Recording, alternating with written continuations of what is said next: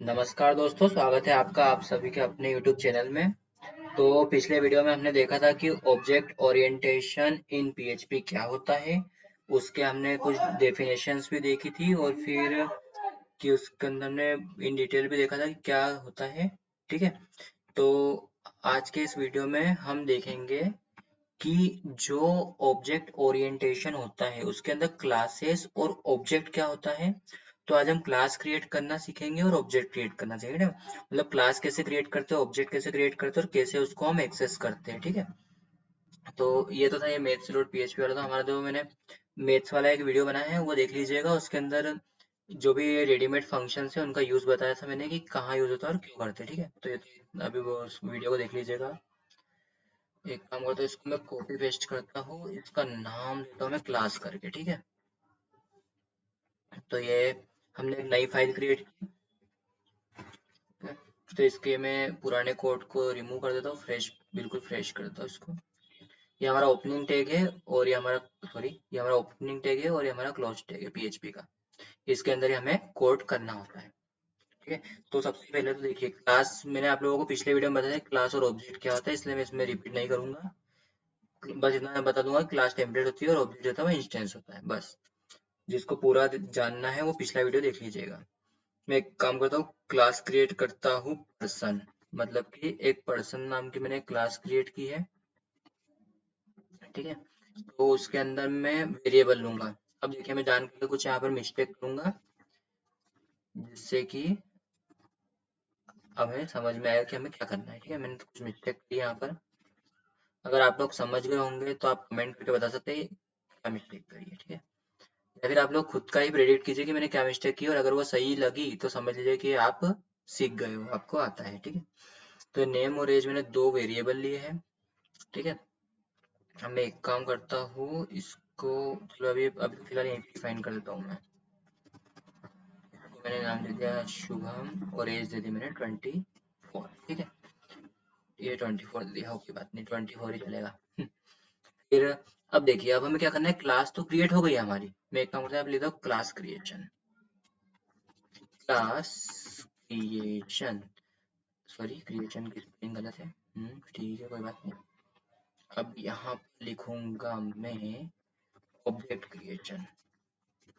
Object creation, अब देखिए अब हमें क्या करना है कि ये जैसे जो भी आप लोग अगर जावा जानते हो या नहीं जानते हो तो उसमें देखिए आप लोगों को दूसरी लैंग्वेज में क्या होता है कि आपको हर एक जो फंक्शनलिटी होती है ऑब्जेक्ट क्रिएट करना, तो आप लोगों को वो फंक्शन जो मेन फंक्शन था उसके अंदर लिखा है। मेन फंक्शन हमारा एंट्री पॉइंट फंक्शन होता है, तो हमें वहां पर लिखना होता है। लेकिन PHP जो है वो स्ट्रिक्ट लैंग्वेज नहीं है और उसमें कोई भी सीक्वेंस मैटर नहीं करती कि आप कहाँ पर क्या लिख रहे हो। ठीक है, तो इसीलिए हम इसका ऑब्जेक्ट कहीं पर भी क्रिएट कर सकते हैं, मतलब हमें इसमें मेन फंक्शन लिखने की जरूरत नहीं है। ठीक है, no need to create main function और main function that is called entry point function in Java C++।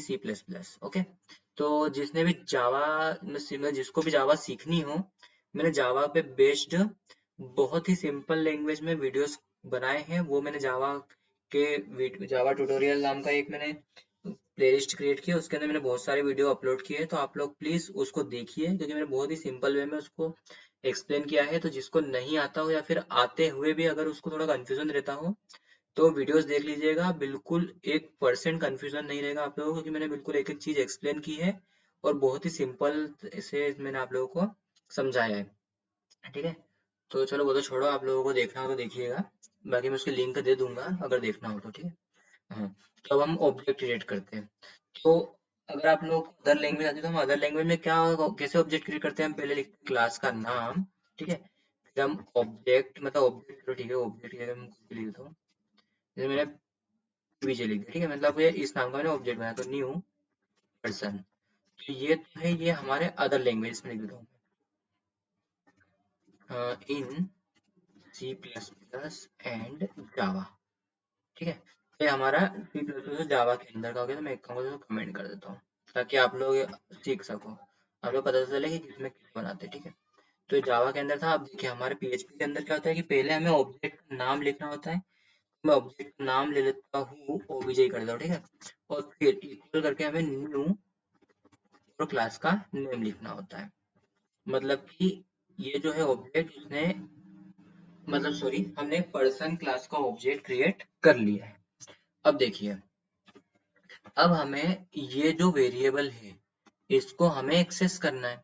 तो मैंने आप लोगों को बताया था कि जब भी हम ऑब्जेक्ट क्रिएट करते किसी क्लास का, तो उस ऑब्जेक्ट की हेल्प से हम किसी भी नहीं मतलब उसी क्लास के किसी भी प्रॉपर्टी वेरिएबल कैरेक्टरिस्टिक्स कुछ भी कह लीजिए, उसको एक्सेस हम कर सकते हैं। ठीक है, लेकिन अभी मैं आप लोगों को बताता हूँ। चलो, मैंने बताया था आपको कुछ ना कुछ मैंने इसमें मिस्टेक की है स्टार्टिंग में, तो मैं आप लोगों को जब हम पूरा कंपाइल करेंगे रन करेंगे कोड तब मैं आप लोगों को बताऊंगा वो क्या मिस्टेक है। ठीक है, तो इको अब मैं इसको इको करूंगा, तो इको क्या करूंगा, डॉलर सॉरी ओबीजे के अंदर का नेम। ठीक है, मतलब डॉलर ओबीजे के अंदर जो नेम है ना वो इको होगा। ठीक है, फिर एच बी इको करवा लेता हूँ। चलो ठीक है, इसको ये सॉरी इको डॉलर ओबीजे के अंदर की एज। अब देखिए अब क्या होता है, ये हमारा टर्मिनल ओपन किया हमने, इसका नाम है क्लास डॉट पीएचपी। देखिए कहीं पे इसने एरर बता दिया, यहाँ पे एरर दिखा दिया, ये देखिए syntax error, unexpected dollar name variable expecting function T function और कॉन्स्ट। ठीक है, चलो हम यहाँ पे देखते हैं, यहाँ पे वही एरर देगा वैसे तो, क्लास डॉट पीएचपी सॉरी यहाँ पे सुरम पीएचपी लिखना भूल गया मैं, पीएचपी क्लास डॉट पीएचपी, क्योंकि पीएचपी जो है ना वो उसका इंटरप्रेटर और कंपाइलर दोनों का नाम है। ठीक है, ये देखिए मैंने कहा था ना आप लोगों को एरर देगा ये, इसने एरर दिया है अनएक्सपेक्टेड डॉलर नेम। मतलब कि जो क्लास के अंदर हमने जो वेरिएबल लिया है वो भाई उसको पहचान नहीं रहा है कि क्या है ये, तो इसलिए हम इसके आगे लिखेंगे पब्लिक, मतलब एक्सेस स्पेसिफायर, को सेव किया। ठीक है, अब ये देखिए एरर चला गया हमारा। अब फिर इसको कंपाइल करेंगे रन करेंगे, ये देखिए क्या है हमारा शुभम और 24। तो यही जो है बात वो मैं आप लोगों को बताना चाहता था, इसलिए मैंने यहाँ पर आप लोग पब्लिक नहीं लिखा था। हमें पब्लिक नहीं लिखा तो उसने हमें एरर क्यों दिया। अब देखिए, क्योंकि जो पब्लिक है ना ये एक्सेस स्पेसिफायर होता है। मतलब कि क्लास के अंदर हम जो भी वेरिएबल कैरेक्टरिस्टिक्स या फिर प्रॉपर्टी मतलब कुछ भी आप बोल सकते हैं, मैं एक काम करूँ कैरेक्टरिस्टिक्स ही कहूंगा मैं, आप लोग प्रॉपर्टीज कहिएगा। ठीक है, तो जब भी मैं कैरेक्टरिस्टिक्स क्रिएट करूंगा तो उसके पहले मुझे एक्सेस स्पेसिफायर देना होगा, क्योंकि मुझे बताना होगा कि भाई ये जो वेरिएबल है मेरा ये कौन एक्सेस कर सकता है और कौन नहीं कर सकता, तो हम एक्सेस स्पेसिफायर का एक अलग से वीडियो उसमें समझ लेंगे। ठीक है, तो अभी मैं आप लोगों को इतना नहीं बस पब्लिक का ही बताता हूँ। तो जो पब्लिक एक्सेस स्पेसिफायर है इसका यूज होता है कि आप इसको कहीं पर भी एक्सेस कर सकते हो, मतलब क्लास के बाहर फंक्शन के बाहर कहीं पर भी आप इसको एक्सेस कर सकते हो। ठीक है, तो यहाँ पर मैं एक काम करता हूँ, तो कॉन्केटिनेट कर देता हूँ, तो हमें थोड़ा परफेक्ट लगेगा। ये देखिए ये आ गया नेक्स्ट लाइन में। ठीक है, तो अब इसको थोड़ा सा और हम एडिट कर देते हैं ताकि हमें और अच्छा लगेगा। माय नेम इज, ठीक है माय नेम इज शुभम आ जाएगा, एज इज, ठीक है मतलब कि इसमें माय नेम इज शुभम आ जाएगा और एज इज 24 आ जाएगा। ये देखिए माय नेम इज शुभम और एज इज 24। अब हम इसमें और थोड़ा सा मॉडिफिकेशन करते हैं, मतलब वो और थोड़ा हमें बेस्ट लगेगा। तो जब भी जो मेरे से जावा सीखा हुआ है, जिसने मेरे जावा की वीडियो देखी उसमें हमने क्या करा था कि हमने वेरिएबल क्रिएट किए थे लेकिन उसको हमने इनिशियलाइज नहीं किया था। वैसे ही हमने यहाँ पर वेरिएबल क्रिएट किया लेकिन उसको इनिशियलाइज नहीं किया। तो जो मैं कंस्ट्रक्टर डिस्ट्रक्टर है वो मैं आपको आगे सिखाऊंगा, अभी मैं आपको केवल नॉर्मल सा क्लास और ऑब्जेक्ट सिखा रहा हूँ, इसलिए मैं डायरेक्ट यहाँ पर फंक्शन लिखूंगा।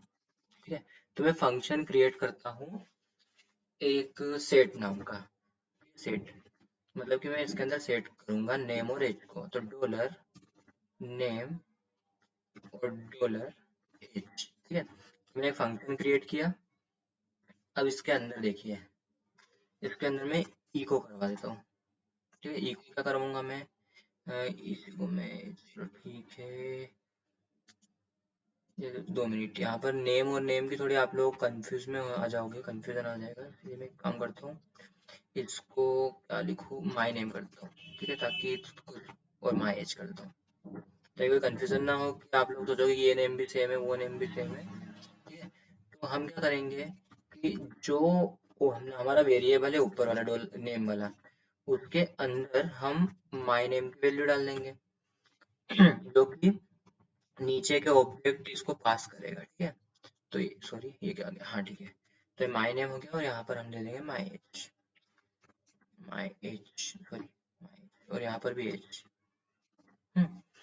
ये देखिए अब क्या होगा कि जैसे ही हम ऑब्जेक्ट के थ्रू सेट मेथड को कॉल करेंगे और दो पैरामीटर पास करेंगे, तो फर्स्ट पैरामीटर जो होगा वो जाएगा माय नेम के अंदर, सेकंड पैरामीटर जाएगा माय एज के अंदर, और फिर जो माय नेम की वैल्यू है वो इस नेम में चली जाएगी और माय एज की वैल्यू इस वाले एज में चली जाएगी, ठीक है।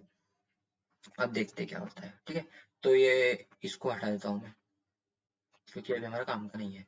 अब मैं देखिए ऑब्जेक्ट के थ्रू, ओबीजे के थ्रू मैं फंक्शन को कॉल करूंगा सेट को, ठीक है। सेट फंक्शन को कॉल किया, उसके अंदर मैंने पास कर दी वैल्यू शुभम, और एज पास कर दी मैंने 24, ठीक है। तो ये जो है ये वैल्यू जाएगी माय नेम में और ये वैल्यू जाएगी माय एज के अंदर। तो और माय नेम की वैल्यू सेट होगी नेम के अंदर और माय एज की होगी एज के अंदर। तो अब देखिए मैं इको करता हूँ, मैं पहले नॉर्मल से इको करवा देता हूँ, फिर हम देखते हैं। डॉलर नेम और थोड़ी सी स्पेस देकर डॉलर एच, पहले हम देख लेते हैं वर्क हो रहा है नहीं, फिर हम दूसरा तरीका अपनाएंगे, ठीक है। ये देखिए क्या बता रहा है, undefined variable name in C class dot PHP on line 13 number की लाइन पे। अच्छा sorry sorry sorry, this name, sorry मैं भूल गया था एक चीज, इसमें दिस का यूज करते हैं। ये देखिए ये आ गया हमारा शुभम और ये आ गया 24, ठीक है। ये इसकी वजह से शुभम आया और इसकी वजह से 24 आया है। तो अभी दिस क्या होता है ना, ये भी आप लोगों को बता देता हूँ मैं। ये जो दिस होता है वो एक कीवर्ड होता है, जैसे कि मैं आप लोगों को पहले जावा का बताता हूँ, क्योंकि उससे आप लोगों को रिलेट करने में आसानी होगी। देखिए जावा में क्या होता है कि हम जब क्लास का ऑब्जेक्ट क्रिएट करते हैं ना, तो जब भी हम उस ऑब्जेक्ट के थ्रू किसी मेथड को कॉल करते हैं, तो जो दिस कीवर्ड होता है वो एक पॉइंटर की टाइप का होता है, मतलब वो जो है वो ऑब्जेक्ट के एड्रेस को ले जाता है, ठीक है। जावा में वैसे पॉइंटर नहीं होता है, लेकिन उसको हम समझने के लिए ऐसा समझ सकते हो कि सी प्लस प्लस में ऐसा वर्क होता है, इसलिए हम जावा का एग्जांपल ले लेते हैं। चलो सी प्लस प्लस का ही ले लेते हैं कि उसमें तो किसी का भी ले लो। तो जैसे कि दिस कीवर्ड जो होता है वो ऑब्जेक्ट का एड्रेस ले जाता है, और ऑब्जेक्ट क्या होता है, क्लास का ऑब्जेक्ट होता है, मतलब वो एक एड्रेस ले जाता है, और उस एड्रेस के साथ में वो जिस भी वैल्यू को या फंक्शन को कॉल करता है वो उस एड्रेस पर आ जाती है, मतलब स्टोर हो जाती है। अब देखिए अब ये क्या है, पब्लिक डॉलर नेम। अब ये दिस कीवर्ड का यूज क्यों किया है, क्योंकि इसी क्लास का एक वेरिएबल है नेम, तो इसलिए हमने क्या किया है दिस मतलब इसी क्लास का, मतलब एड्रेस तो इसी क्लास का रहेगा और साथ में वेरिएबल भी इसी क्लास का है, मतलब कि डॉलर दिस के अंदर का नेम जो है उसमें डॉलर माय नेम की वैल्यू आ जाएगी। अगर आप ऐसा नहीं लिख सकते, लेकिन डॉलर दिस माय नेम आप ऐसा लिखोगे तो ये एरर देगा, इसलिए डॉलर दिस नेम, क्योंकि जो भी हम वेरिएबल क्रिएट कर रहे हैं, प्रॉपर्टी क्रिएट कर रहे हैं, वो उस क्लास की खुद की प्रॉपर्टी है, उसको आप बाहर एक्सेस नहीं कर सकते अगर वो प्राइवेट एक्सेस स्पेसिफायर हो। तो अब अभी हमने पब्लिक लिखा है, इसलिए हम उसको कहीं पर भी एक्सेस कर सकते हैं, ठीक है। तो इसीलिए दिस कीवर्ड इसमें बहुत इम्पोर्टेंट है और उसका यूज करना ही होता है, ठीक है।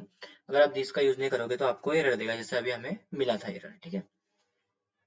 तो ये इसको आपने ऐसा एक्सेस कर लिया है, ठीक है। अब मैं एक और चीज करके देखता हूँ इसमें वर्क होती है नहीं। Echo echo echo echo dollar object, sorry object object object, मेरे ख्याल से तो नहीं वर्क करेगी, फिर भी हम एक बार ट्राई कर लेते हैं।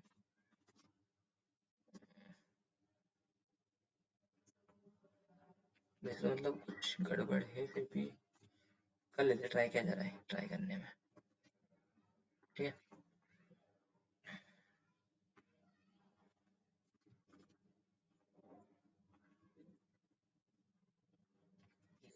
एरर देता है तो एरर ले लेंगे, ये देखिए सिंटेक्स एरर अनएक्सपेक्टेड, ये इन इन इन इन 13 नंबर की लाइन पे ठीक है, मतलब वही 13 नंबर की लाइन पे एरर दे रहा है ना, ठीक है। ले इसने कल सुबह में रिटर्न किया है क्योंकि ठीक है ठीक है ठीक है ठीक है। मतलब ये जो है रिटर्न स्टेटमेंट वो हम एक ही चीज को पास करने के लिए कर सकते हैं क्या? अगर इसमें कॉनकेटिनेट कर दूं इधर भी तो डॉलर दिस एच, अब देखो परफेक्ट वर्क हो गया। ये देखिए मतलब ऐसा कर कर करके देखिएगा क्योंकि अगर आएगा तो एरर ही आएगा ना, कुछ ज्यादा थोड़ी ना हो जाएगा आपका, कोई PHP अनइंस्टॉल थोड़ी हो जाएगा अगर आप कुछ भी करके देखोगे तो बस एरर आएगा सिंपल सा, इसलिए करके देखा कीजिए ठीक है।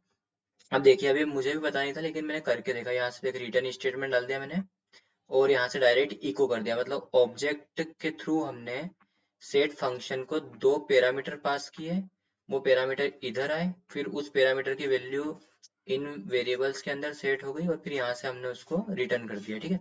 तो ये रिटर्न जब हम कर रहे थे तो वो रिटर्न नहीं हो रहा था क्योंकि उसमें हमने यहाँ पर कोमा लगाया था और कोमा इसमें नहीं चलता है, इसलिए हमने इसको कॉन्केटिनेट करके रिटर्न किया है ठीक है। तो ऐसा आप इसको समझ सकते हो अच्छे से ठीक है। और अगर आपको ये तरीका नहीं पसंद है तो हमने जो पहले किया था वो भी आप कर सकते हो, मतलब यहाँ पर ही डायरेक्ट हम इसको इको कर सकते हैं। एक काम करता हूँ मैं यहाँ पर इको का स्टेटमेंट जो है वो कमेंट के अंदर लिख देता हूँ आप लोगों को, ताकि आप लोगों को कोई कंफ्यूजन ना हो। इसको मैंने कॉपी किया और ऊपर मैंने इसका स्टेटमेंट लिख दिया है, तो आप ऐसा भी इसको कर सकते हो और नीचे भी मैं इसको एज इट इज लिख देता हूँ, कॉपी किया और यहाँ पर मैं इसको पेस्ट कर देता हूँ ठीक है। तो यहाँ से हम इसको कॉल करेंगे तो इको का स्टेटमेंट वर्क होगा और अगर हम इसको इस यहाँ से इको करेंगे तो ये ऊपर वाला रिटर्न का स्टेटमेंट वर्क होगा ठीक है। तो इसको मैंने सेव किया एक बार और मैं इसको देखो रन करके बता देता हूँ। ये इसको मैंने रन किया, ये आ गया हमारा आउटपुट ठीक है। तो आउटपुट भी देख लीजिए आप और कोड भी साइड में रखा हुआ है। ये हमने आज देखा कि क्लास और ऑब्जेक्ट हम कैसे क्रिएट करते हैं और क्या होता है, तो उसके हमने एग्जाम्पल भी देखे और कुछ मेन मेन चीज भी देखी है ठीक है। तो अब मिलते हैं नेक्स्ट वीडियो में, इसके आगे का हम उसमें कवर करेंगे ठीक है। तो ठीक है फ्रेंड्स, मिलते हैं नेक्स्ट वीडियो में, थैंक यू।